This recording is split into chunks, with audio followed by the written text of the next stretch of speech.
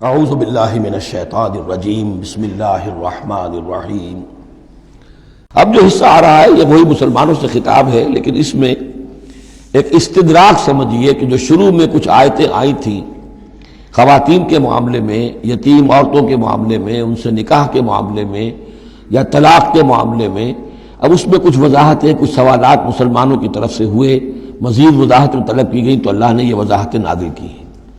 اور یہاں پر ساتھ یہ فرما دیا وَيَسْتَفْتُونَكَ فِي النِّسَاءِ، اے نبی یہ آپ سے عورتوں کے بارے میں سوال کر رہے ہیں، بات پوری طرح ان پر کھلی نہیں ہے، واضح نہیں ہوئی ہے۔ قُلِ اللَّهُ يُفْتِيكُمْ فِيهِنَّ، ٹھیک ہے کہہ دیجئے اے نبی ان سے، اللہ تمہیں فتویٰ دیتا ہے، بتاتا ہے، وضاحت کرتا ہے ان کے بارے میں۔ وَمَا يُتْلَىٰ عَلَيْكُمْ فِي الْكِتَابِ مِنْ يَتَامَى النِّسَاءِ، اب وہ آیت نمبر 3 کے اندر بات واضح ہو گئی، قرآن نے ثابت کر دیا کہ وہاں جو کہا تھا کہ وَإِذْ خِفْتُمْ أَلَّا تُقْسِطُوا فِي الْيَتَامَى، تو یتامى النساء مراد تھی وہاں پر، کہ اگر تمہیں اندیشہ یہ ہو کہ یتیم لڑکیوں سے شادی کرو گے تو ان کے ساتھ انصاف نہیں کر سکو گے، اس لیے کہ ان کی طرف سے کوئی ہے نہیں جو ان کے حقوق کا پاسدار ہو اور تم سے کوئی بات پوچھ کر سکے ان کی طرف سے، تو پھر ان سے شادی مت کرو، بلکہ تم اور جو عورتیں ہیں شادی اگر کرنی ہے ایک سے زائد تو مَا طَابَ لَكُم مِّنَ النِّسَاءِ مَثْنَىٰ وَثُلَاثَ وَرُبَاعَ، شادی کرو۔ تو یہاں فرمایا وہ تھا عورتوں کی، یتیم عورتوں کے بارے میں وہ حکم تھا، ما یتلا علیکم، جو تمہیں سنایا گیا، جو سنایا جا رہا ہے کتاب میں، فی یتامى النساء، ان عورتوں کے بارے میں کہ جو یتیم ہیں، وہ عورتیں یا لڑکیاں، لا توتونہن ما کتب لہن، تم دیتے نہیں ہو انہوں جو اللہ نے ان کے لیے لکھ دیا ہے، بغیر مہر کے یتیم بچی تھی آپ نے شادی کر لی، کون اس کی طرف سے مہر طلب کرے گا؟ وترغبون ان تنکحوہن، اور چاہتے ہو کہ اسے نکاح بھی کرو، والمستضعفین من الولدان، اسی طرح بچے جو ہیں ان کے ساتھ بھی جو ظلم ہوتا ہے،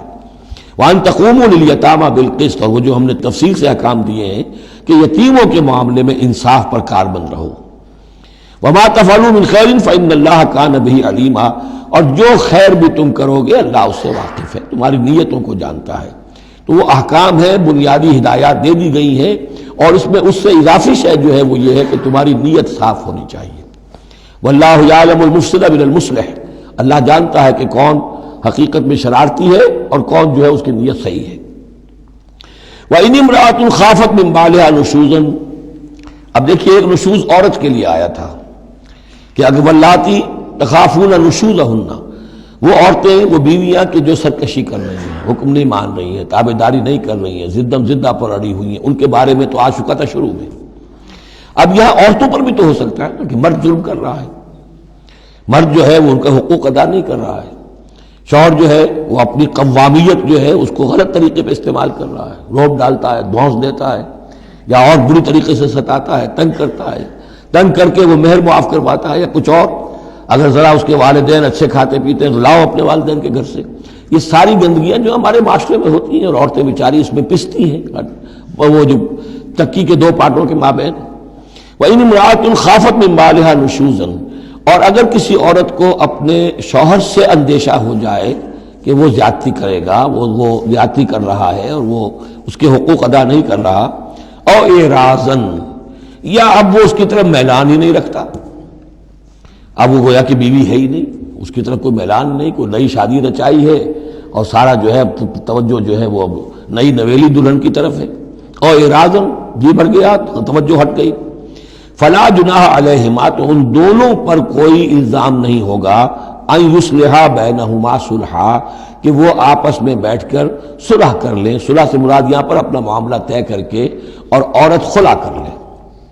بس صلح خیر۔ لیکن خلا کرنے میں جیسا کہ ہم پڑھ چکے ہیں عورت کو مہر چھوڑنا پڑے گا، لیا تھا تو کچھ واپس کرنا پڑے گا، والصلح خیر، صلح اچھی ہے، وأحضرت الانفس الشح، البتہ جو انسانی نفس ہے اسے لالچ جو ہے اس پر مسلط رہتا ہے، مرد چاہے گا میرا پورا مہر واپس کرو، عورت چاہے گی کہ مجھے کچھ بھی واپس نہ کرنا پڑے۔ وَإِن تُحْسِنُوا، یہ آ چکا ہے سورہ بقرہ کے اندر، یہ مضامین آ چکے ہیں، وَإِن تُحْسِنُوا، اگر تم نیکی کرو، تم مرد ہو، تم مردانگی کا ثبوت دو اس معاملے کے اندر، نرمی کرو، ان کا حق جو ہے زیادہ رکھو، وَتَتَّقُوا فَإِنَّ اللَّهَ كَانَ بِمَا تَعْمَلُونَ خَبِيرًا، اور تم تقویٰ کی روش اختیار کرو تو جان لو کہ اللہ تعالیٰ تمہارے تمام اعمال سے باخبر ہے۔ وَلَن تَسْتَطِيعُوا أَن تَعْدِلُوا بَيْنَ النِّسَاءِ، اچھا وہاں یہ آیت بھی آئی تھی کہ وَإِن خِفْتُمْ أَلَّا تَعْدِلُوا فَوَاحِدَةً، اگر تمہیں اندیشہ یہ ہو کہ تم اپنی بیویوں پہ اگر ایک سے زائد ہیں، 2 ہیں، 3 ہیں، 4 ہیں، تو عدل نہیں کر سکو گے، تو پھر ایک ہی پر اکتفا کرو، پھر دوسری شادی مت کرو۔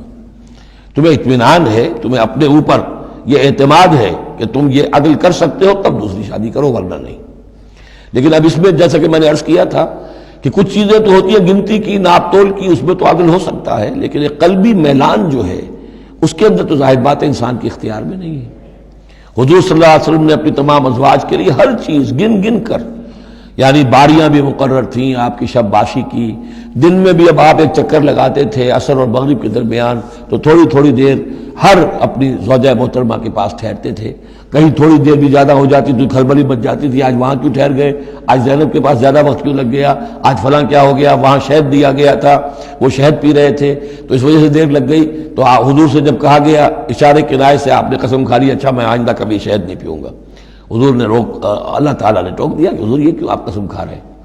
لما تحرم ما احل اللہ لک تبتغی مرضات ازواجک۔ تو یہ چیزیں جو ہوتی ہیں انسانی معاشرے میں، بہرحال بہت بہتر معاملہ تھا، بہت بہتر تھا حضور کی ازواج مطہرات کا آپس میں، لیکن یہ کہ بالکل ظاہر بات ہے کہ کچھ نہ کچھ تو شوقناپا جو ہوتا ہے اس کے کوئی نہ کوئی اثرات تو ہوتے ہیں، یہ عورت کی فطرت ہے،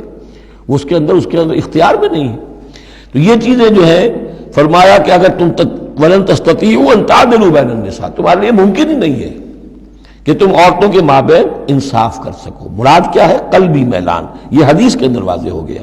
اور حضور فرمایا کرتے تھے کہ اللہ جو بھی چیزیں ہیں میں نے اس میں پورا عدل کیا ہے، باقی جہاں تک میرے دل کا میلان کا تعلق ہے مجھے امید ہے تو مجھ سے مواخذہ نہیں کرے گا۔ یہ ہے ظاہر بات ہے، لیکن اگر تم چاہو بھی تو تم عدل نہیں کر سکتے۔ وَلَن تَسْتَطِيعُوا أَن تَعْدِلُوا بَيْنَ النِّسَاءِ وَلَوْ حَرَصْتُمْ، چاہے تم کتنے حریص ہو اس کے نہیں کر سکتے۔ فَلَا تَمِيلُوا كُلَّ الْمَيْلِ، تو ایسا نہ ہو کہ ایک کی طرف پورے کے پورے جھک جاؤ،